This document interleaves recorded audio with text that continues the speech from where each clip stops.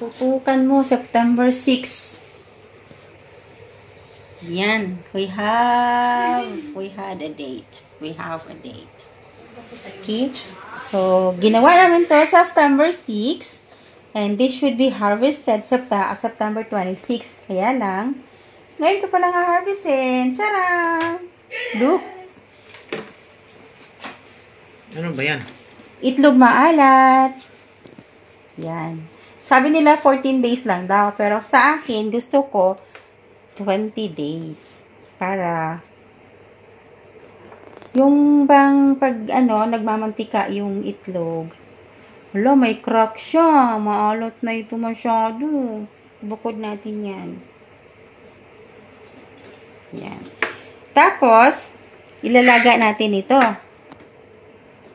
So, yung pinagbabaran natin ng tubig, na tubig ng itlog, hindi natin tatapon yan. Dito din natin ilalaga yung itlog. Pero kung gusto nyo hindi masyadong maalat, kumuha ka na ng tubig. Huwag mo nang gamitin to. Kung ayaw mo nang maalat. So, yan po. Mamaya, ilalaga na natin ang ating itlog maalat. Brown eggs nga pala yung ginamit ko. Ito daw yung organic egg. Tsaka mahal din to dito, no? So, ngayon, social tayo. Mamahaling itlog. But it was on sale. Yan. Stress-free daw. Free range.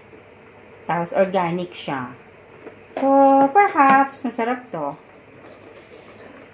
Try nyo din gumawa. Huwag na kayong bumili.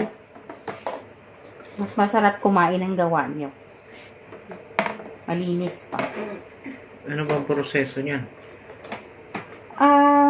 Kung sakaling gustong gumawa. Ay, kung gusto mong gumawa, comment below. I'll teach you how.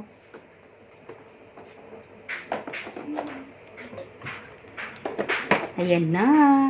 2 trays nga pala ito ang aking nagawa. So, meron akong malaking timba dito. Yan, malaking timba ko. Hindi yan malaki. Malaki yan. Maliit lang. Kasya yung dalawang trays eh. So, that means malaki na. Ito, che, oh. Nabasa.